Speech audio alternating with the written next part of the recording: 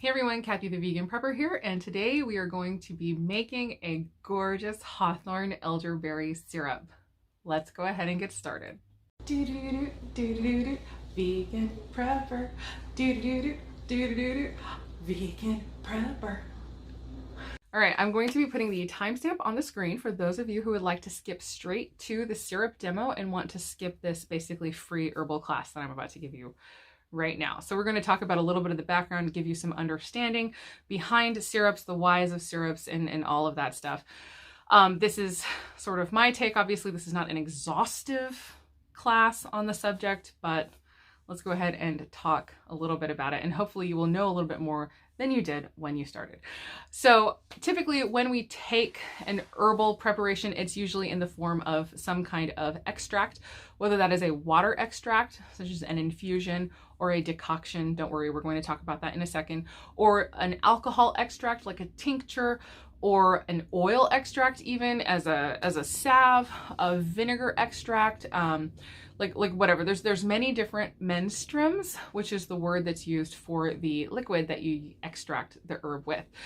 Certainly there are many herbal preparations where you do consume the entire herb, but for the most part, I think most people are most familiar with using herbs as more of a form of an extract. So the water extracts, an infusion and a decoction. So an infusion is where you take your herbs, usually kind of the more tender, thinner parts of the plant. So things like leaves or flower petals, you'd put that into a, like a jar or a teapot or whatever, and just pour boiling water over it, let it sit, and then that will be your infusion. You strain it and then you drink it. And then that is how you end up taking your herbal preparation. You have also a decoction, which typically is taking the more dense, harder pieces of plant, say a dried berry or some of the barks, and that is where you put the herb into a pot with some water and actually simmer it for a period of time, 20 to 45 minutes, even sometimes longer, depending on who you talk to, who you read, what you're doing. And then that act of cooking is a more powerful form of extraction for those parts, like I said, that are denser or harder and won't as easily give up their herbal constituents. And so there's a difference between the infusion and the decoction. And then just as a free tidbit, if you'd like to do some sort of, preparation for yourself, a lot of times what you can do, like it has, say, a berry plus some leaves, what you can do is do your decoction of the harder pieces. Say you're doing like burdock root or dandelion root or white willow bark or whatever, or elderberries or hawthorn berries, and you're going to take that, and there's also going to be something in there like nettles or something that's like a leaf. What you can do is do your decoction of the first piece first, remove that from the stove or from the heat, add the part that you would normally just infuse, and then let it infuse into the decoction, and then you strain it and then you drink it. So that's how you would prepare kind of like a combo decoction infusion, depending on the pieces that you have in there. Now, one of the disadvantages of a water extract is the shelf life. In fact, I think that that's the main disadvantage. For the most part, whenever you read pretty much across books I see, typically these are said to have anywhere from a 2 to 3 day shelf life. Some very rare ones like pine apparently can last much longer, 7 to 10 days in the fridge. But most herbalists agree that it's like a 2 to 3 day shelf life. Whether or not that's an actual spoiling or just the point at which many of the medicinal constituents kind of fade out of the drink. So at like day 4, you're not going to kill yourself to drink that infusion, but it might no longer really have any of those medicinal properties in it. Like it's just going to be a pleasant drink and not really like a medicinal drink at that point.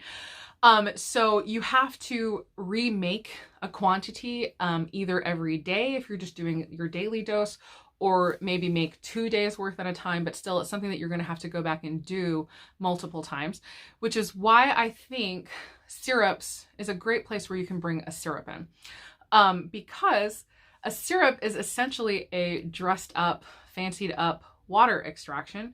But when you add a sweetener to it, a sweetener the sweetener becomes a preservative, and it helps to preserve the properties so that you can end up with shelf lives on your syrups from like a month to a year if you leave it in the fridge. If you want to go ahead and up the ante and add a little bit of alcohol as well, you will increase the shelf life even more. And at that point too, you're also looking at the opportunity to really amp up the medicinal properties of the syrup. Say you're making an elderberry syrup and you add your sweetener of choice, and then you decide you're going to also add, say, elderflower tincture as the alcohol preservative, but it's a tincture, and so you've added extra medicine to your syrup preparation. And so that is definitely a possibility. And so there's a lot of room to kind of put your own spin on all of this stuff. That's one of the great things about herbalism. Everybody has their own way of doing things.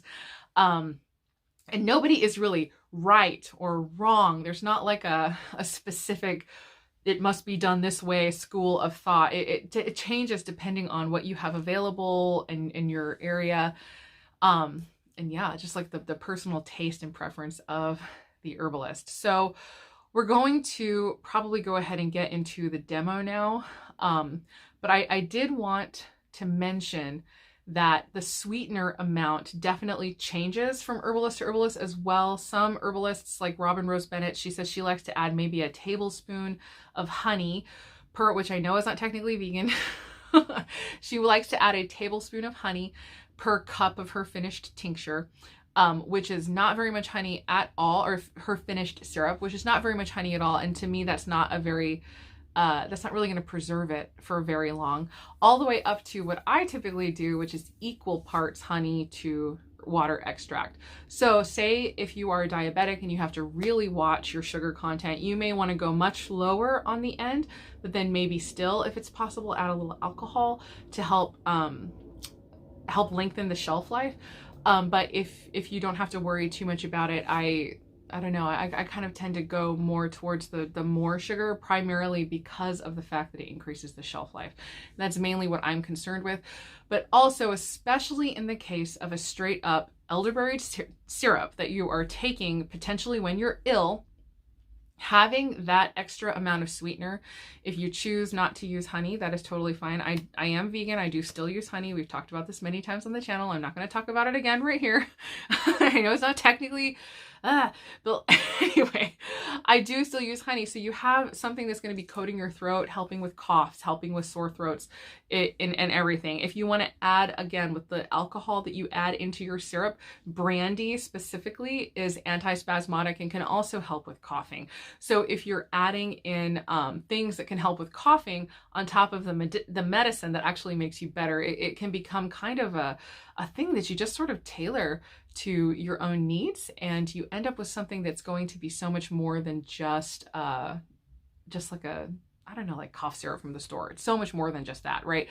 I will say the power of elderberry cannot be denied. Like I can't tell you how often we have had sickness in this house, and the second we start taking elderberry, it starts going away. It's not supposed to treat colds. It's supposed to be more specific to the flu, but we have had super huge success pretty much almost in anything that you can think of. It seems like elderberry really helps kick you into gear and helps get rid of stuff. So this particular syrup I am tailoring to my current needs. So I am adding some hawthorn berry into the syrup, but when you make this yourself, you may choose to make just a straight elderberry syrup, and all of the measurements will be exactly the same. But basically what we're going to do is start off with a decoction of the berries, and then we will make a double strength decoction, which is where you allow it to simmer for long enough that half of the liquid evaporates, and then you end up with the amount that is going to become your syrup. So let's go ahead and go actually look at how we do this thing. Okay, so here we are at the stove, and the recipe I'm using is basically, or the ratio I'm using is 1 cup of berries to 3 cups of water. So like I was saying earlier, if you would like to make just a straight elderberry syrup, then just use 1 cup of elderberries. In this case, I am using 1/2 cup of elderberry, 1/2 cup of hawthorn berries. I'm just gonna go ahead and pour that into the pan. I also am going to use a cinnamon stick. I just sort of like the flavor of cinnamon in all of my syrups. Also, it is helpful for dealing with some of the sugar. So if the sugar content is a concern for you, you may consider adding, 2 or 3 cinnamon sticks or extra cinnamon to sort of help balance that out. However, elderberries themselves have actually been shown to help with sugar spikes and things, to help regulate the blood sugar. So you don't have to worry about it maybe so much with elderberry. But just again, if that is a concern to you, you may like to add extra cinnamon, or again, just reduce the content of the added sugar in whatever form it will take. And now I'm going to use my 3 cups of water. So basically, I will be putting this at a simmer. I'm going to go ahead and turn that on now. We're going to get it to a simmer. But first off, what I'm going to be doing is taking a chopstick, and I will get in here. Well, I can stir it, but I can also put my chopstick in here and then sort of notice, where is it? It looks like it's about 1 inch deep on the chopstick. So I know that it's about to here. So if I stick in my chopstick and it's to here, that's when this will be done. So basically we're going to get it to a simmer. We're going to cover it and then allow the moisture to evaporate slowly. Once the water content hits the halfway point, I know that we're ready to move on to the actual syrup making step. This step right here is just the decoction. So I'm just gonna go ahead and get that started. Okay, basically as soon as you begin to see little bubbles, go ahead and turn the heat down a bit. You want it at a simmer. You don't want it boiling away the whole time. Just a nice gentle simmer. You'll go ahead and cover this and let that sit again for, until the water is cut in half, like we talked about a little bit before, but also usually 20 to 30 minutes in, I like to come back and start crushing the berries. Now that they've been sitting in the hot water, they've gotten softer. You can sort of crush them and then release more of their medicinal properties. So I will go ahead and bring you back when it's time to start doing that. All right, so it has been simmering for a while. It's actually boiling a bit more than I like. So I'm just gonna take the, are you done? Okay, taking the lid off. I'm gonna check the level really fast just to see. Okay, yeah, we still have maybe another 1/4 inch or so to go before it's too far gone. But yeah, it's just been boiling away or simmering away for about 40 minutes. And so I'm gonna go ahead and get in here and start kind of crushing some of these. And so a lot of times I will get in and use a fork. We're dealing with Hawthorn berries though. They're kind of big. Oh, sorry. This is like, you should see the weirdness of this setup right now. This is a very strange place, very strange way to be needing to do this. So basically you can just kind of go through and crush as much as you can. So like I said, a fork is great, or something with, a large flat bottom. This is not really very large, but it'll do. And so just sort of kind of crush as many as we can to open them up and release more of their medicinal properties. And then basically, once we're done with this, go ahead and cover it and let it simmer and get down to that water level that we are looking for, which is, half of the original. But I'm gonna go ahead and complete this without the camera in the way. So that's basically just what it looks like. Okay, we're back to check. And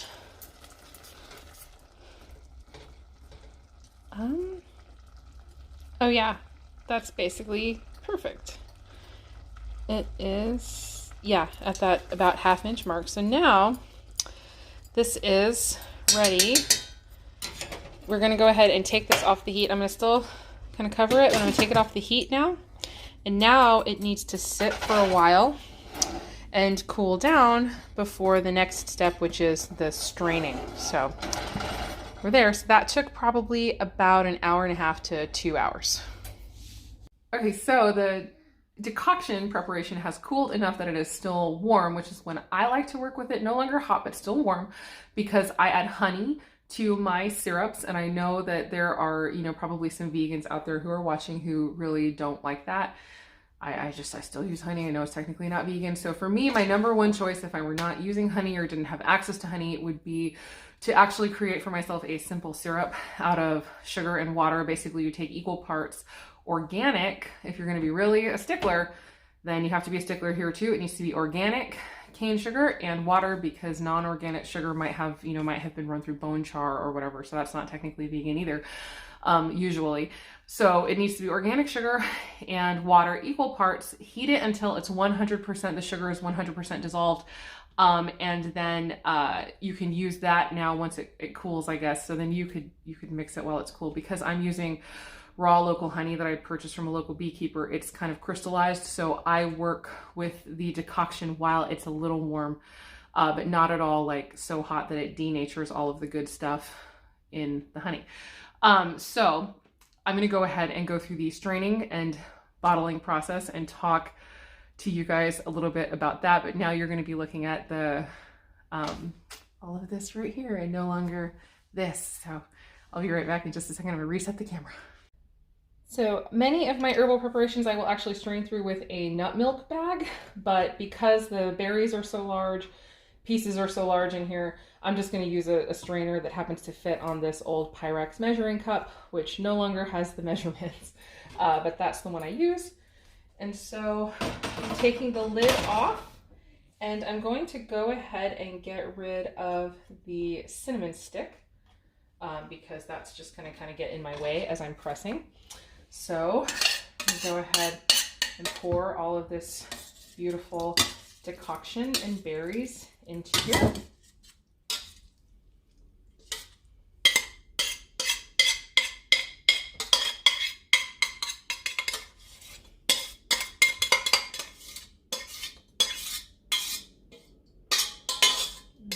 So, sorry for all of the metal scraping sounds.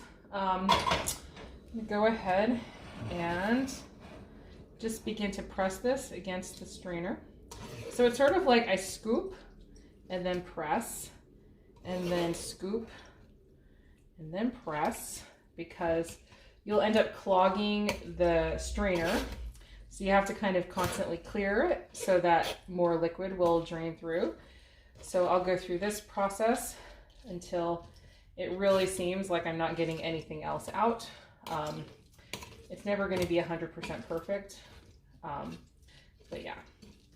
You will get some of the solids, which I don't know, some people might not like that. I kind of do like that.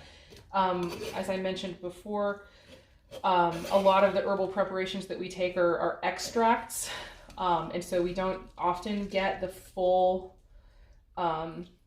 plant. And so for me, getting little pieces of the berries in the syrup just makes it that much better and that much stronger, because you are actually consuming the entire plant. But you'll start to see too, like as you press, the upper layers will release a lot of liquid. So like your spoon will fill as you press, but as you get more towards the end and it's getting nice and dry, as you press, well, here, let me see. Can you see that? See, it's not like, see there, a little bit is going into the spoon, but not a lot. So we are nearing the end of this pile of herb, but you know, we want to work at getting as much of it as we possibly can. So let me come back as soon as I am 100% finished.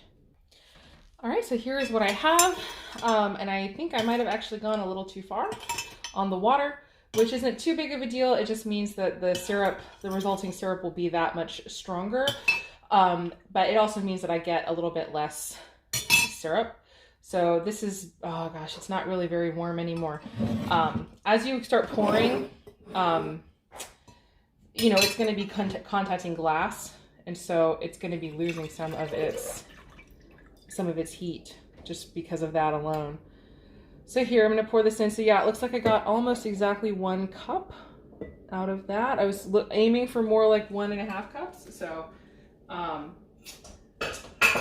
that is still okay.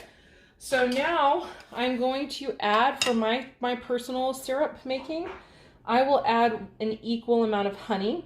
So this is just like a little under the 1 cup mark. I'll go to hopefully about that same spot under the 2 cup mark. And so I'm just going to get that in there. And if it were a little warmer, it would be much more helpful with stirring this really thick honey that I have here. So let me get into this bucket. And as I said, if you had a prepared simple syrup, you could just dump it in and mix it, and it would be much easier, actually. Or maple syrup would also be easier. And agave could be another option. I know people might ask if you can use molasses, and I guess I would say you can, but I don't know that you would want to.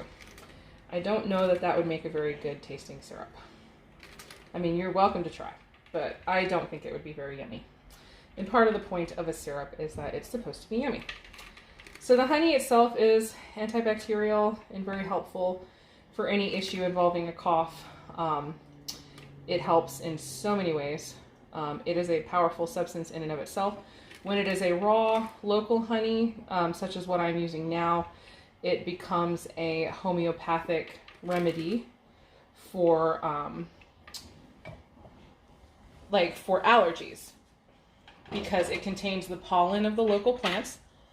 And so when you use the honey either in your teas, or you just drink it, or take it by the spoonful, almost like a medicine in and of itself, that can be very helpful to people suffering from seasonal allergies. And so now I'm going to go ahead and start stirring. And so it's going to take probably a little while. So this is where I'm saying it's just helpful for the syrup itself to be a little bit warm to mix in the honey that's crystallized. But it still will mix pretty well. And even if it weren't warm, it would mix eventually. It just makes it easier. Oh, and yes, of course, I don't know, I didn't mention it specifically, but obviously I'm using a Ball brand mason jar, which I really appreciate because it's got measurements right along the side here, so that because of the fact that the tincture making is based upon it's an equal amount of honey to the amount of decoction that you had. And that also definitely changes from herbalist to herbalist. Richo Check actually adds twice as much honey. So he would have filled it up to here just with honey. And then I think I might have mentioned Robin Rose Bennett does like a tablespoon of honey per cup. So she would have just added 1 more tablespoon to that. And so obviously it doesn't end up being very much syrup. So it's just sort of, everybody has their own way. I'm pretty sure Rosemary Gladstar adds half as much. So she would have added about a half cup of honey. But I just do an equal amount, and that seems to work out really well. And as I said, like with us, we do have people who suffer from allergies in the house, so this seems to really help with just all kinds of things. And taking it over time prevents infections, and so we're definitely doing that more. Having had certain stuff go through our house this year, I'm getting more on top of making sure that we're having elderberry preparations specifically. But this one's more for me because it's elderberry and hawthorn, and I need hawthorn in my life right now. So that looks pretty well mixed. And so now I'm going to go ahead and add some alcohol as a further preservative, but also as another section of medicine. So the last time I made an elderberry syrup, I added ginger tincture. And so this is just from my collection. I have all of my tincture bottles. All of my tinctures are now in these large bottles I bought at a local lab supply store, of all things. And so the ginger is also incredibly helpful for any kind of sickness or issue, but it's also helpful for circulation and things like that, which is kind of more what hawthorn is classically helpful for. So this is what I'm adding because it will help, regardless of what we're taking this for.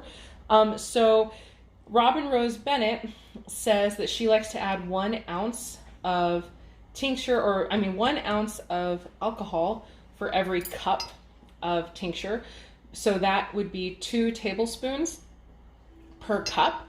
That ends up being pretty strong. So for me, I like to add about half that amount. So in order to do that, I have this little thing, which is typically just for mixing drinks, like alcoholic beverages, but I actually use it because it's so handy for my herbal medicine making. So that's what I have. One side is just a tablespoon, so that's this side, the ½ ounce, and then this side is the ounce. So we're going to go ahead and try to do this without spilling it everywhere. And so there goes that. So now that has a preservative in it from the alcohol, but also extra medicine from the tincture. So the ginger tincture is intense. It's very spicy. It's going to make this an extremely spicy syrup to taste or to take. But that right there is the syrup. So let me go ahead and show you how I take this. At my local, or one of my local Asian markets, we have a lot of Asian markets around in my city, which is fantastic because they have lots of ingredients and amazing things that you can grab that you can't find at regular stores. But at one of the Asian markets, they typically will have an aisle that has utensils and stuff, and I found a stack of these, I guess, Chinese style soup spoons.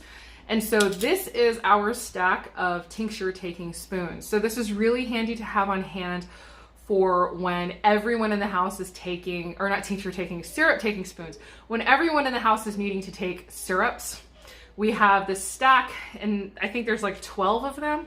And so we can typically all get our doses, and then once they come out of the dishwasher by the time we need more, if that makes sense. So I never run out of spoons, and then I'm not ending up using up the spoons that we need for eating, taking our syrups. And so also they're just so handy. They stack in this stack, and it's fantastic. But typically what we do, just because it's really messy to pour and then you end up with dribbles down the jar, is we take these, and they're clean, and we just dip it to get the amount that we need, and then take it. And that's how you do it. So that is syrup taking in the vegan prepper household.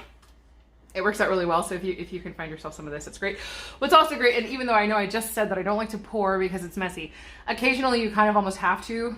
And so like if everyone's coming and going and we need to get out of the house or whatever, they're all doing their things. What's really handy about this kind of spoon in particular as well is that I'm like trying to find a spot to set it down. I threw it in the pot. Sorry, I get my counter sticky. Is that they do sit though. They stand up flat. So you can set them down on the counter, and when it's a flat surface, it'll sit flat. And so every now and then there have been times when I will pour, and I'll like line like 3 of them up, you know, one for Mr. Vegan Prepper, Thad, Elliot, my 2 older boys, and then Sage always just gets kind of a smaller spoon. And I just always feed that to her directly, but this way I can line them up and be like, take your syrup before we leave, and then they can take it. And so it's not always having to wait for everybody to dip into the jar. I can do it that way if I need to. But yeah, mostly we kind of dip and then go. So yeah, that is the process, or my process anyway, for making an herbal syrup, which this time happened, as I said, happens to be Hawthorn Elderberry, but you could totally do this just as a straight up elderberry tincture. And so yes, hopefully that was helpful and you enjoyed that. Let me know in the comments down below if you have any comments or tips or suggestions, or you do something differently, and like the reason that you do something differently, so that we can all learn from each other. And yeah, so hopefully that was helpful, as I think I already said. And I'm gonna go ahead and wrap it up. So as always, I hope the rest of your day is good and your life stays wonderful. Thank you so much for watching. See you later. Bye. Hi.